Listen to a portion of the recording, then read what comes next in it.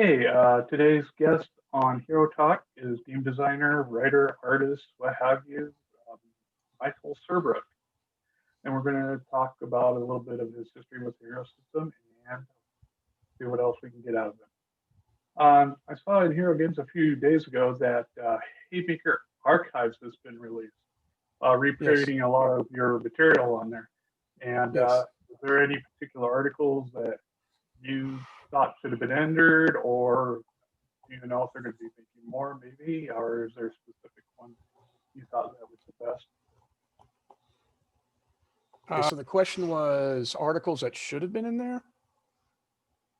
Was there any articles you thought that you did that should have been included in this first set, or is there a favorite that you have in mind that was released in this compilation?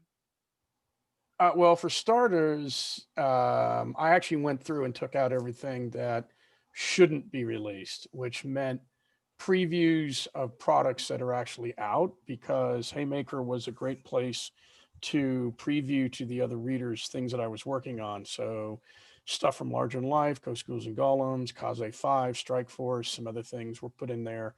There was also some character sheets that I realized probably shouldn't go in there. I did some work on the blood, which I just don't remember if it's in there or not, but I think I took that out because that was a potential product that didn't go anywhere.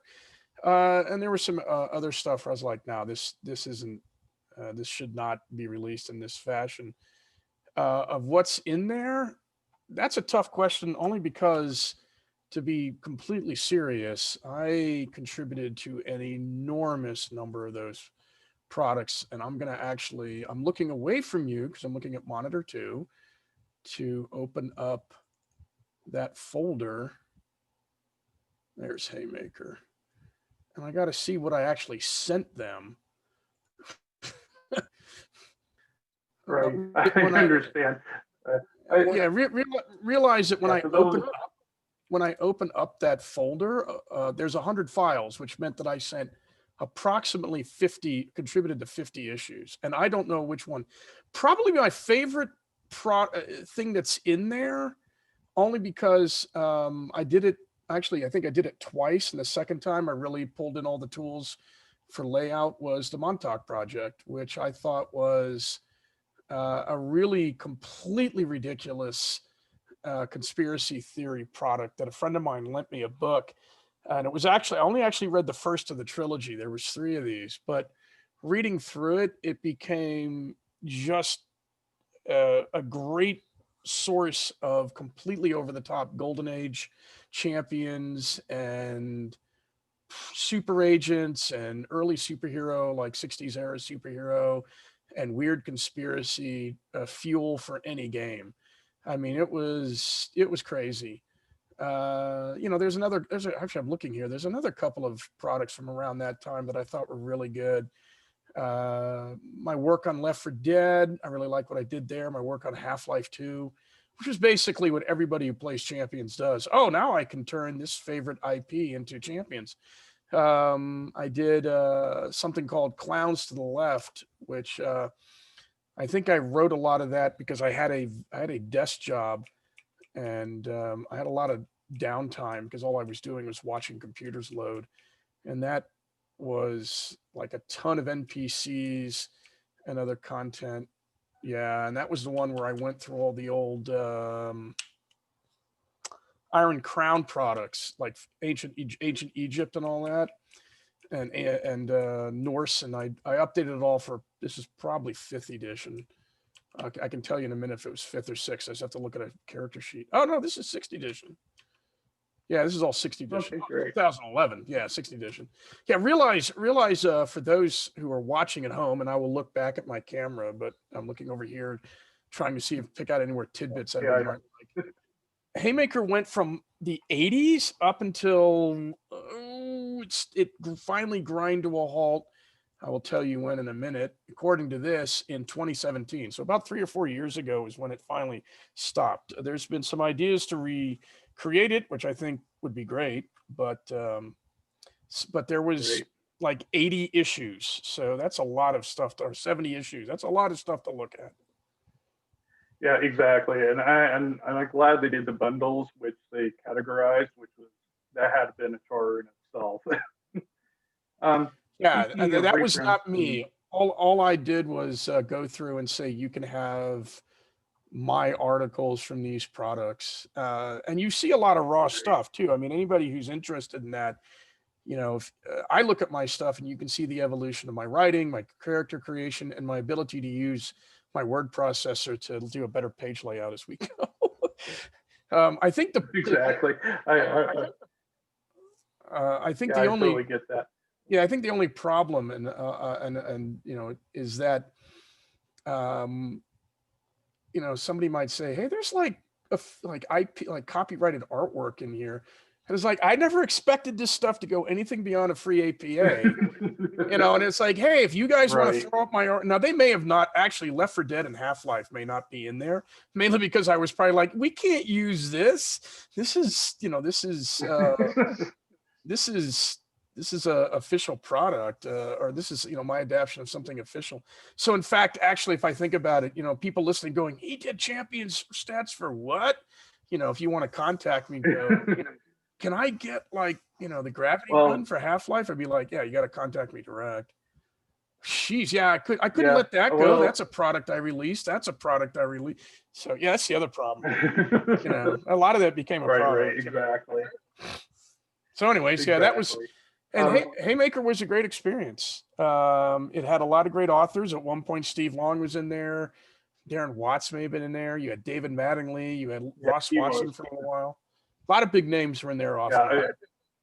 yeah. I read mostly from a friend of mine. He had nearly, I hate to say all of them, but back in the '80s, he had a lot of those issues. Yeah, the But only one that yeah, I liked it. yeah, the only APA that probably had more weight in terms of who was in it and contributing was Rogues Gallery, but that was run by Aaron Alston. I was never invited to be in that. Dave Mattingly asked me to be part of Haymaker, but I think Rogues Gallery shut down at about the time Haymaker started to really hit its stride. Right, gotcha. Well, speaking of reprints, what was I know it's been mentioned in many interviews, but what was your first experience into role playing games on a non-professional level? Like how I first got into Was that Dungeons RPGs. and Dragons? Yeah, well, Yeah. in 1977, uh, my older brother met some friends when we moved from California to Maryland, and they were playing D&D. And so he was introduced to it and lost interest, and I never did. So I was introduced to D&D when, sorry, Edward, I know I should probably look at the camera, but when I start thinking, I can't look at Well, somebody. I look off to one side. oh, that's okay because I haven't been looking off to my notes as well. So Okay, so I'm new to the video game myself. right. So to give you an idea, AD&D didn't exist yet. And for those who don't remember this, AD&D was first the Monster Manual, then the Player's Handbook, and the Dungeon Master's Guide. And as opposed to what they do today, which is where they release it all at the same time or whatever, that was like 2 years apart. There was like 6 months between each of those products. So you got a Dungeon Masters, you got a Monster Manual, which was awesome. Then you got a Player's Handbook. And then finally the DMG came out and sort of tied it all together. And of course, this is also when Gary Gygax was in full swing. So it wasn't always clear it was clearer how everything worked. Because my first taste was the Big Blue Book, which was not Champions 4th edition. It was the blue Dungeons and Dragons book that had the classic David Sutherland cover with the dragon and the fighter and the wizard. Oh, okay, yeah. And it only took you from levels 1 to 3. Right, exactly. And this is back when dwarf and elf were a class. Right. And then those books came out, but I never really played a lot of D&D. We never played any campaigns. I was never lucky enough to get into a group that played regularly and constantly. But we messed around with D&D, we messed around with Rollmaster, we messed around with Traveler, but it was often like one evening, one game, never did anything else. And then there was a Fantasy Trip. I got really interested in that because somebody I knew moved away. And for whatever reason, he gave me a box that if I still had it would probably net me a ton of money, because it had things like SPI's War of the Ring in it and the Battle of Pelennor Fields, whatever that SPI war game was called. And it had like the original version of Ogre and Boppers and Melee and Wizard and all that stuff. I think the only thing I have from that is I still have a copy of In the Labyrinth from, when it first came out. But I had all the micro games. He did not give me his D&D books, though. He kept his, I think he kept his white box. I don't remember. That's 40 years ago, so, or more. Exactly. But my first real RPG experience in what we would consider like regular play with characters over a period of time with repeat characters was right after I got out of high school in 84, 85. I graduated in 85. So 85, a friend had gone on to college, and you can tell from the year, you're like, well, wait a minute, 1984, that's when Champions was pushing right, getting right to its height. And that's true. He goes to College Park, Maryland, and everybody is playing Champions. Everybody's playing superhero games. And so he wanted to run a superhero game. And I got 3rd edition had just dropped. So it was the first time Champions was in a perfect bound book as opposed to a staple book. It had all that Dennis Loubet artwork. It had that color, nice a cover by, I think, Mark Williams. And no, the other guy, I can't remember his other name, but it had a very nice cover. It was laid out properly, typeset and everything. Didn't look like it came off a typewriter. And we played that campaign, that superhero campaign known as Night Watch, probably into the 90s. And this is the decade, or this is the time period when Champions was the biggest thing around, at least where I was. Everybody was playing it, and we started to use it for different things because Justice Inc. came out and Fantasy Hero and Danger International. So we tried science fiction games, not ones that really ran very long. And we tried fantasy games, a lot of those, and some other such stuff. And it was what everybody played in my gaming group from about 84 for about 20 years into the early 2000s. And yeah, that was kind of, is that the same experience as far as being a GM? Did you run Champions? Was that the first? I mean, I know my first experience with being a GM would have been D&D, which was just bad, because the major failing of the Dungeon Master Guide is it doesn't tell you how to run a game.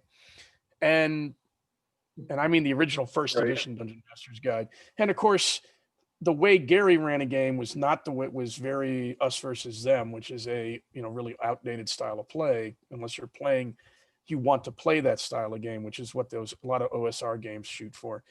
So Strike Force was a huge look into how to try to run a game, and trying to emulate it, at least for me, was not good. I would people who think I'm some sort of wonderful GM, I don't think I really understood how to be a good GM until probably 10 years ago. And it wasn't D&D or Champions that really taught me how to be a good GM. But my first forays were were D&D. And then, of course, when this Night Watch game took off, much like Strike Force, people wanted to play, but we weren't going to do 20, 12 or 20 player games. So the one guy who was GMing a lot, he ran a game set in Canada called the Northern Lights. He ran a game set in Maryland called Night Watch. He ran a game that I think was set in Florida, and I have no idea if they ever developed a team name or how long that game went. And then he started a game that was set in California and then handed it off to me, and that was called the Golden Gate Guard. I did that for a bit, and it didn't. But I also chafed under playing in somebody else's backyard.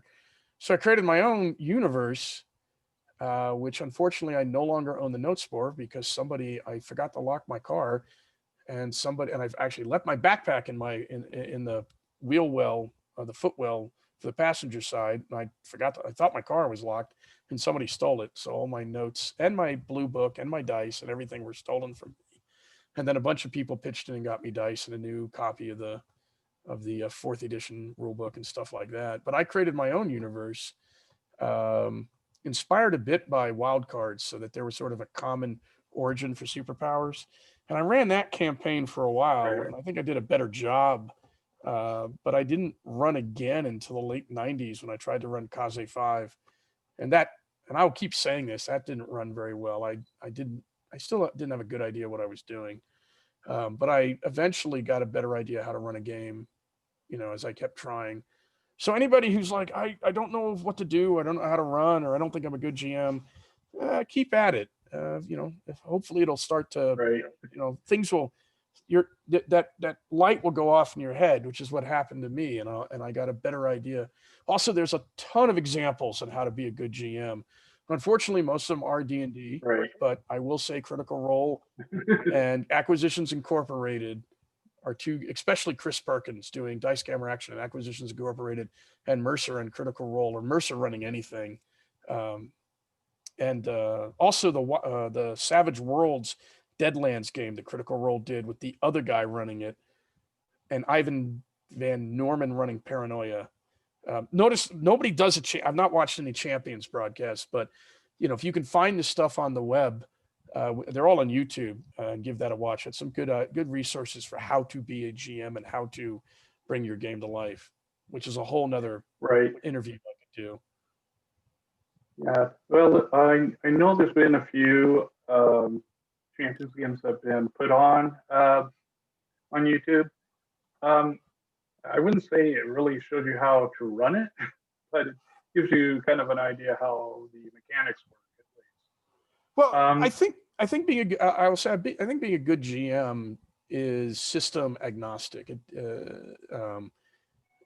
Being being a good GM goes above and beyond whatever system you're playing. There's things that you can do as the GM or the DM or the storyteller or the keeper to bring the players in, and that's what I didn't know. Knowing the rules inside and out is not like super important. I mean, it is, but it's not that important. It's more to do it's with not the number one thing. No, a lot of it has to do with getting players to buy in, getting players to understand what you're doing, getting players to be involved in the game. And that's, like I said, I actually have a convention seminar I called Players Write the Best Adventures and Other Things to Think About as GM, which goes into that a lot. And that's like 2 hours that I could, talk all by myself. So Exactly. we will go beyond that. That's actually a product. We won't go that. No, that's a product that I actually want to try to write, where it's basically a lot of anecdotes and stories and things that will give the reader like, oh, I never thought of this, but that's a seminar or interview for another day. Right. Is there a particular genre or system that you have the most fun to write for? Right now, and everybody be in shock. Right now, it's D&D 5th edition. I will say, and I'll tell you why. 5e is very easy to write for, mainly because it's very easy to create content for it due to how creatures are made. Now, I will say building a dragon or a top-end demon or whatever is just as complex, or can be just as complex as building something in Champions. But it's a lot of fun because it's fantasy, which is a genre I enjoy, but it's not probably my favorite genre. It's very accessible. It's easy to create for because it's very wide open. And I enjoy creating for that. I also enjoy creating for Prowlers and Paragons, which, is the system that I am now heavily involved with because that's what my company is heavily involved with. And one reason, and it's like in creating for Champions, I just admit that the character creation is way easier because for example, if you're creating villains, you don't keep track of any point totals, even though it's a point by game. So you just write the numbers down and you're done. which, I know there's a lot of Champions GMs going, oh, I want to do that. Now, granted, if you're a Champions guy, you don't have to total points if you're not going to publish. But me, being somebody used to publishing, constantly had to dump everything into Hero Designer and make sure the numbers were there. So in case it was published, it was all ready to go. But I don't have to do that here. When I created 70 characters for the setting we're going to release for PMP, it was like, I'm done. I just put the numbers down and I had to obey a dice cap, and that was it. So those two were a lot of fun to create for. Now, Edward, do you want me to go to genre, or do you have another question? No, I have another one for you. Okay. Because I really consider you a very good writer for our hobby. Hands down, you're one of the tops. And like you said, when you read those Haymakers, you really see the evolution of the writing. It's like, oh, this is good. Oh, wait, this is even better. But I will say there was nothing. That, I will say there was nothing so painful when I was working on Kaze 5 second edition 10 years ago to get it ready for 6th edition, than looking at the original manuscript to see what I had said and being like, oh, this is so bad. And then trying to clean it up. I mean, there's a lot of people who go through that. They look at something they've done before and they don't want to look at it. I mean, so, and by the way, so as a note to anybody who does create, me and other people in the industry and people like other writers, like even Stephen King, will look at their stuff and go, this is terrible. So don't feel bad. Oh, exactly. That's what's leading into my next question. Because when you do writing, when do you know to stop? You want to make it perfect and want to put it out there. And I don't know if you have that problem. I know I do. I thought it was funny you brought up Stephen King, because when he did the first novel, Carrie, he threw it in the garbage can, and his wife pulled it out and said, "You need to publish this. This is great." And then the rest is history. Okay, so knowing when to stop is actually a multi-layer. There's a couple answers to that. First of all, what was the requirement put to you by the publisher? So, for example, when Steve Long asked me to work on Hero System Martial Arts, he told me you have 40,000 words. So I had a set number and I had to cram everything I wanted to do into 40,000 words. And when I did some work for Fantasy Flight on some Warhammer 40K stuff, it was like each creature should be about 1,000 words. So I had a number. So there's at times when you have an outside influence telling you have this much space to do this. When I did Fantasy Hero Complete, it was like, we're going to do about 256 pages and it's about 800 words per page. So you know then how many pages of content you can create. So you occasionally, the know when to stop comes from the outside, your publisher, the designer, the product, the line editor will tell you. When I'm working on products for myself, Haymaker, I knew it was electronic product. Well, when it went electronic, I knew it was like, look, it's a PDF. It doesn't matter how big it is. So I will try to put in all the information I want. However, even then, I try to be fairly concise, and I try to make sure that what I've written and what I'm talking about goes over the subject matter pretty clearly, but I don't want to drone on. And that's something that comes with experience, I think. And it comes with reading and rereading. Now, editing never stops. I can look at stuff I published and be like, there's an error, there's an error. You can always reread for errors. Now, there's some great tools these days. You can use Microsoft Word. You can use Google Docs. If you don't have Word, I suggest dropping things into Google Docs and running the spelling and grammar, because the AI, the algorithms have gotten really good at finding that.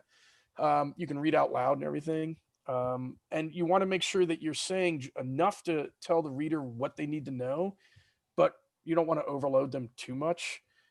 Even then, I try to be, because the products that Evil Beagle releases right now are still PDF. So I'm like, I can be pretty complete, and they end up being 30, 40 pages of material. That's pretty good.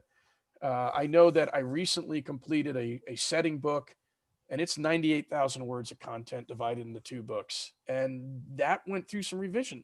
At one point, it was going to be 3 books. And somebody said, no, take everything in book 3, divide it into books 1 and 2, and just stick with 2.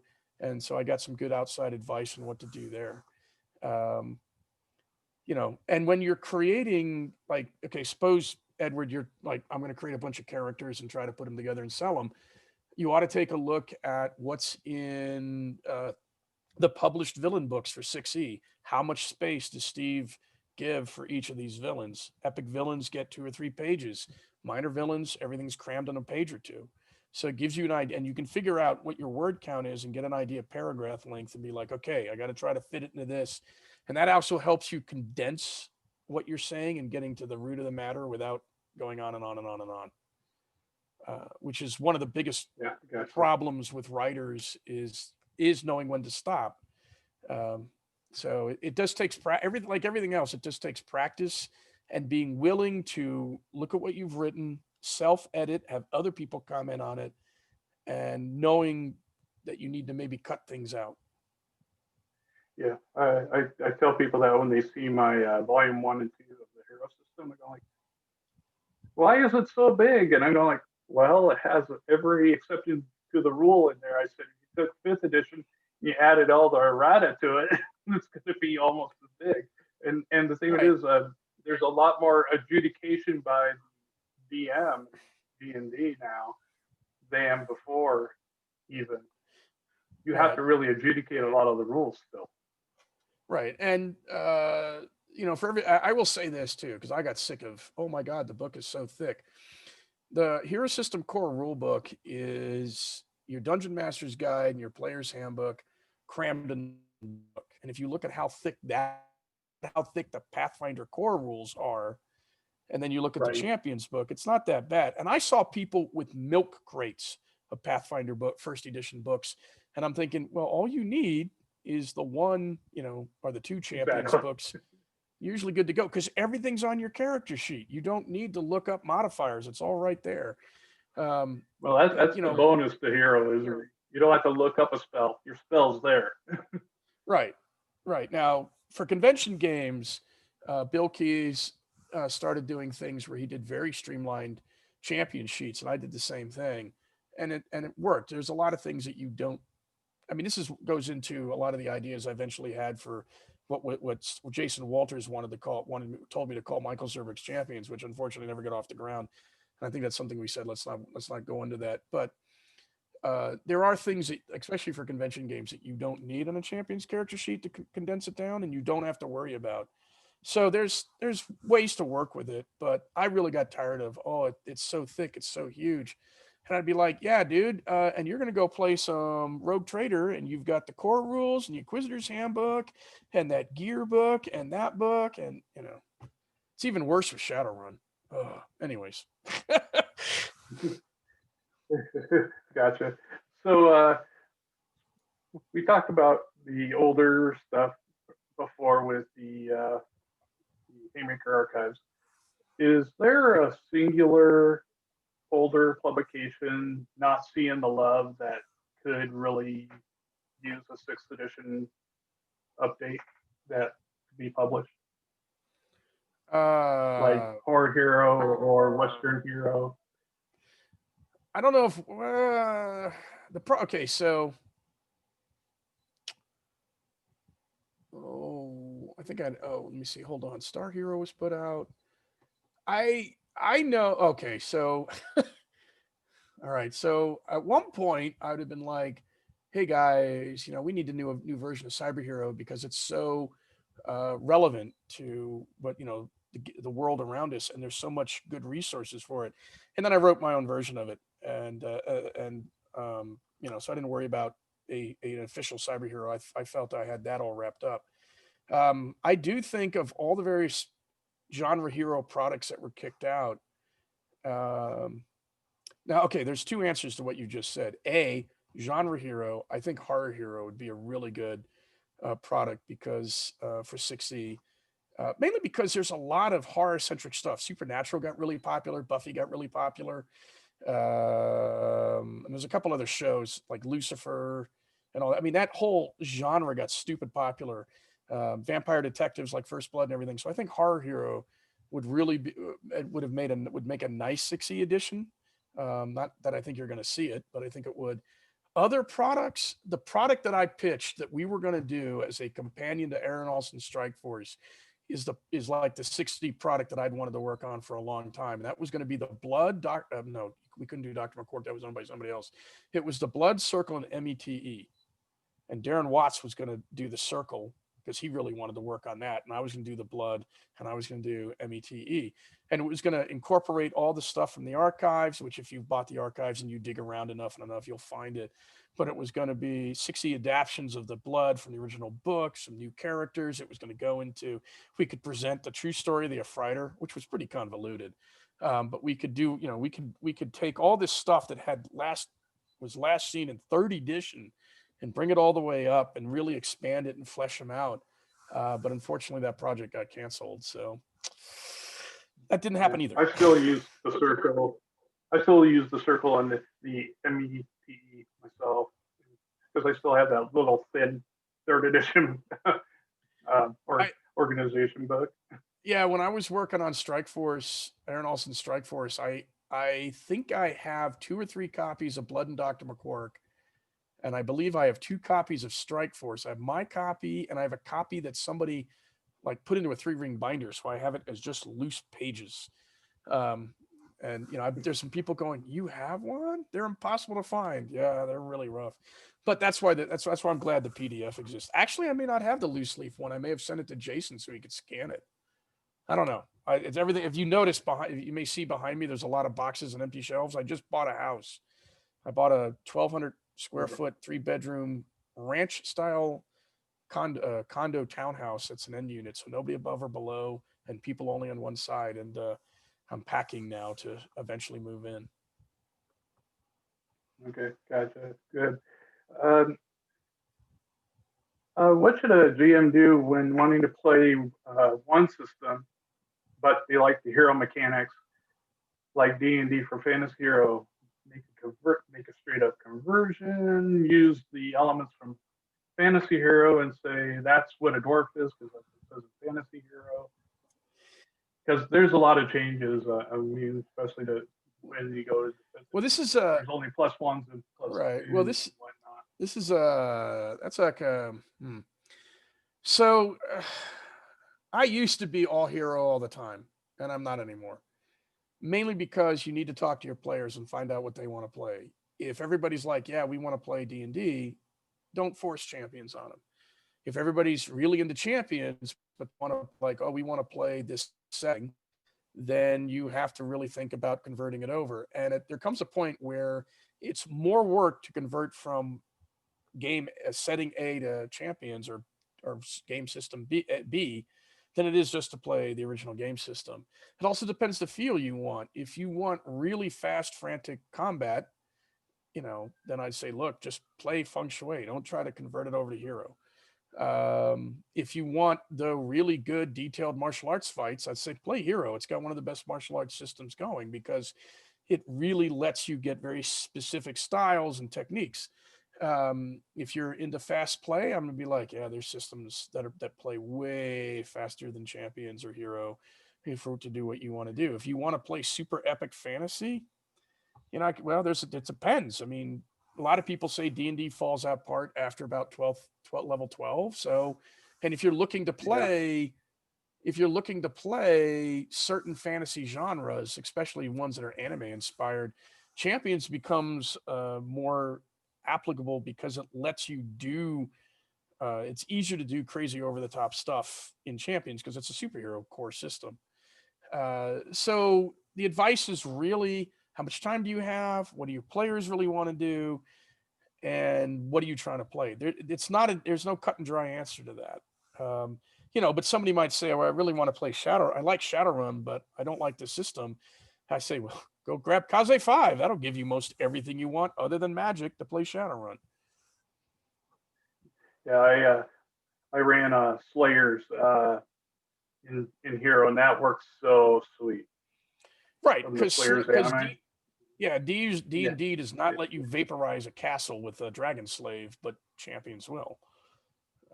It also champions. It's a little bit easier in champions to have people of different power levels running around because you can limit that 18 die fireball by saying, well, it takes you this to do, which means that the guys who are lower level and are only like sword fighters can at least hold off the enemy while the wizard prepares that spell. So I mean, it's a little bit easier, I think, to balance different power levels in champions, and you can't do it in D&D because the saving throws and the hit points, low level characters will get vaporized before they can do anything. Yeah, that makes sense. Now that Heroes in 6th edition, we're coming up on the 11th anniversary of 6th edition. Didn't seem that long ago. First, the 5th edition lasted about 7 years. The 4th edition lasted about 12.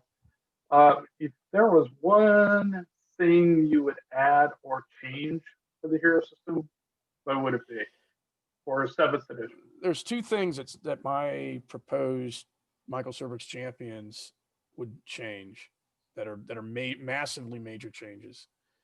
The first was to get rid of speed, and the second was to get rid of end. End, as somebody put it, is a micro game nobody wants to play.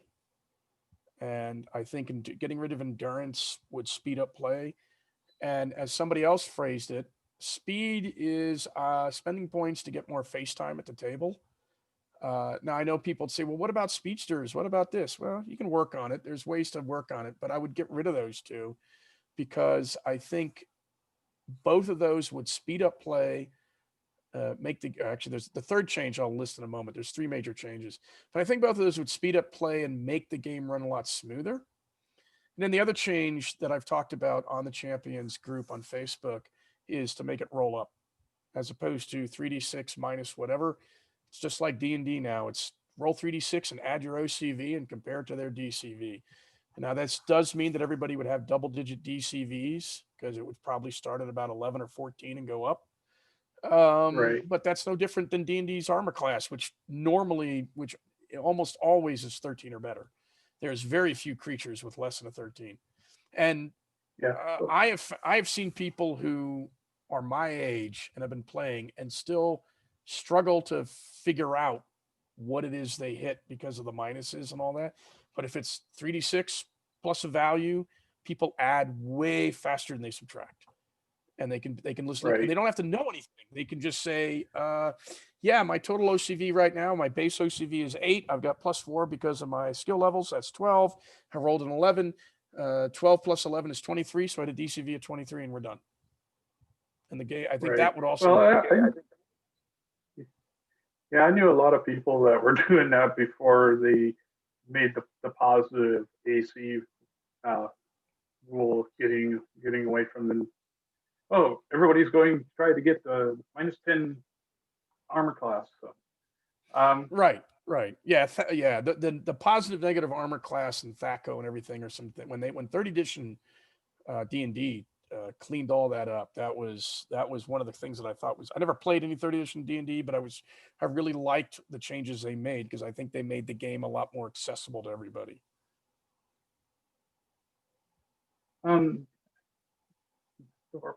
For Fantasy Hero, they use silver pieces as the main coinage. Yep.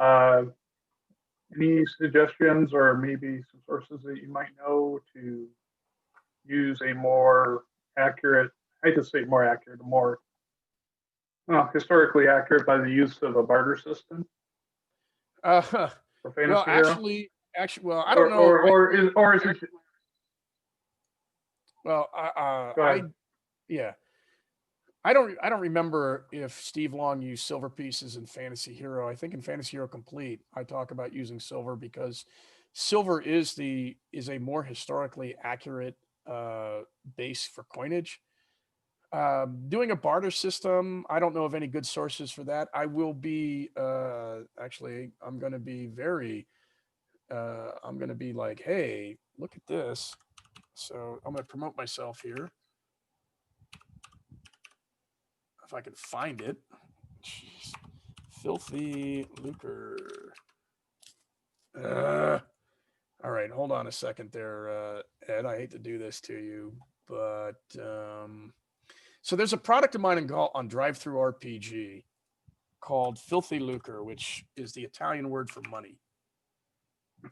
And it actually, it is system agnostic, which means it's while it mainly deals with D&D because that's what everybody plays. Here it is.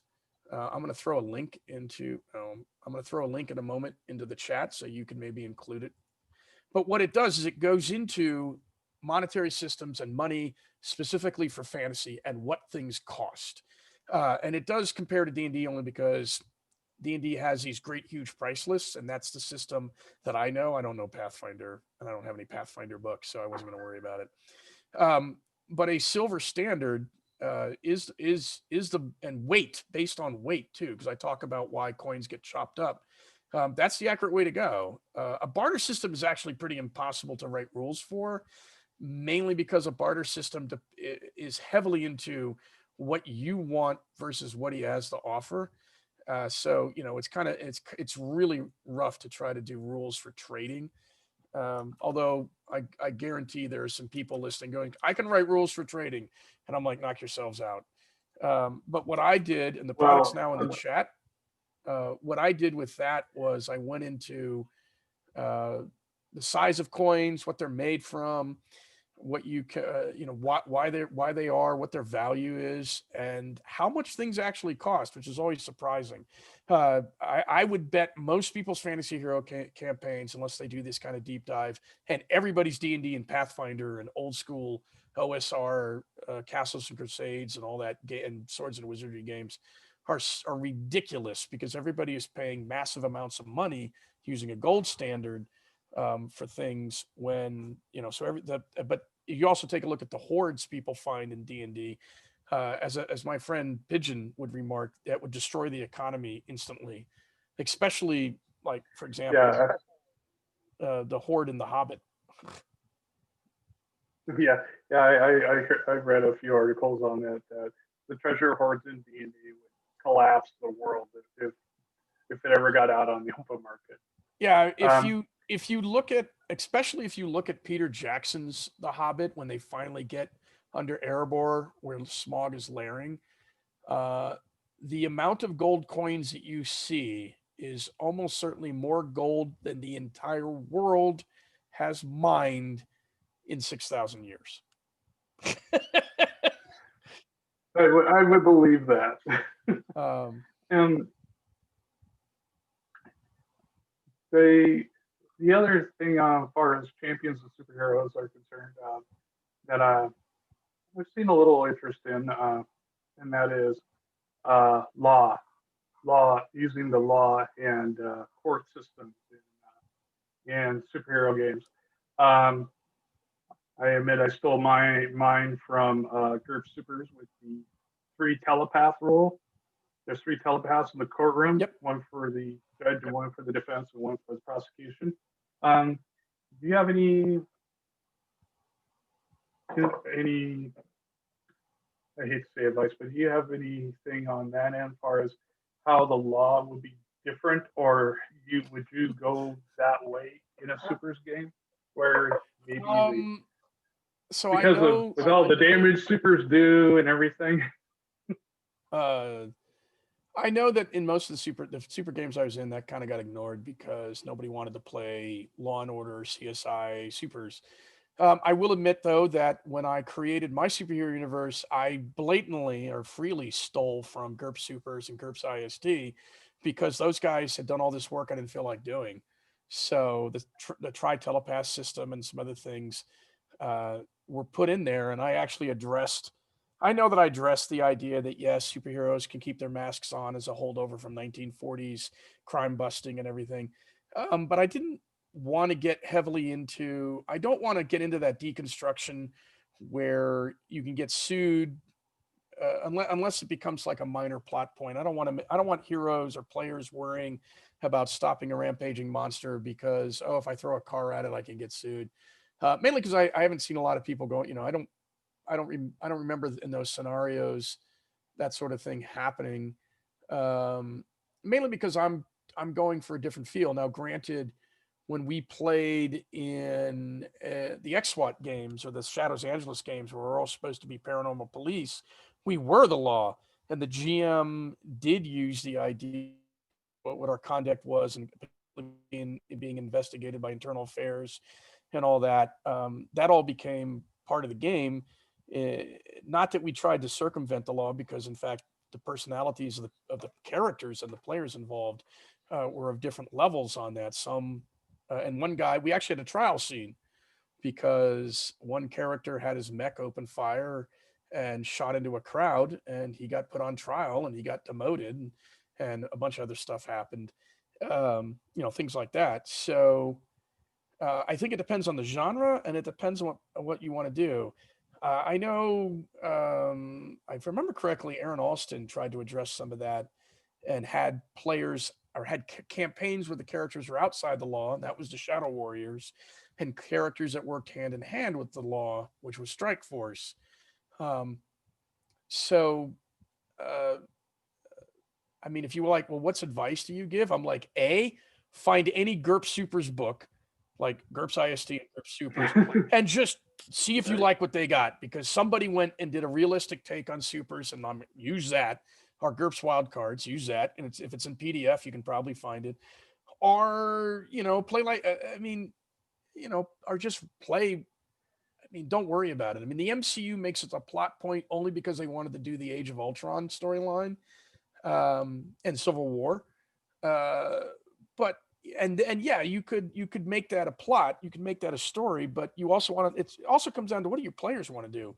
If your players want to be 4-color supers and be like, Batman the Animated Series, or some of the animated Marvel stuff, or that one Marvel Supers comic. I think it was Marvel, Avengers, Earth's Mightiest Heroes, or whatever, which was a more lighthearted take. Then don't worry about police or law enforcement to that degree, because nobody wants to play that. If you're playing Uber Vigilantes, if you're doing stuff like the Shadow Dark or Champion. Punisher, Dark Champions, then it often becomes, that becomes a whole part of it, because either they're police doing vigilante work, or the vigilantes who know they're outside of the law. And that's the reason why that's a plot point of the game. Yeah. Well, I had a couple of groups that had me run Incredibles type games, and it's like, it's illegal it's illegal to be a super. So it's like, yeah, and of course they got caught. Well, yeah, The Incredibles is actually a great campaign if everybody's on board with that campaign to begin with, where supers have been outlawed. Now, granted, if it's illegal to be superhuman, that runs into a problem. That turns into Marvel's X-Men, where it's illegal to be a mutant. Okay, so I was born this way. Well, it's still illegal. But of course, that also runs into the problem of, you and I are actually technically mutants anyways. We all have a mutation in our DNA somewhere. Unfortunately, it just doesn't give us laser eyes or light. Okay. Finally, what have you been working lately on PMP, and what's the status in the Omniverse? Okay, so Prowls and Paragons is complete. It is in layout. It'll be physically released as soon as we can. This is some advice for anybody attempting to Kickstarter a project. A, be very honest with your backers on what's going on, and B, you cannot predict COVID, and you cannot predict internal family illnesses and emergencies, so people have to be patient. But try to be open with what's going on, and I think people will work with you. I was not responsible for creating the game or writing any of it. I did help Len Pimentel create content for some of his characters. He was doing an epic villain book, and I helped him write backgrounds, and I actually got a great accolade where he said, "Oh, you gave me an idea to create a whole new set of companion foes or minions for this one particular villain because of some things that you wrote." I was pretty happy about that. The product is in its final version. If you email me, msurbrook@gmail.com, I can put you in touch with Sean Fannin, and you can talk, if you're like, hey, I really want to see what PMP is like, we can point you at, I think it's on, well, you might want to look in Drive-Thru RPG. There's probably a version that you can get that'll give you a pretty good unformatted, unillustrated taste of the rules.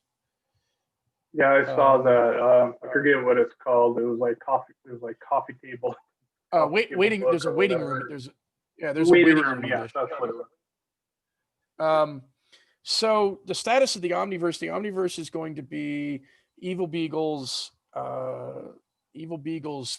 framework for how all their settings work together.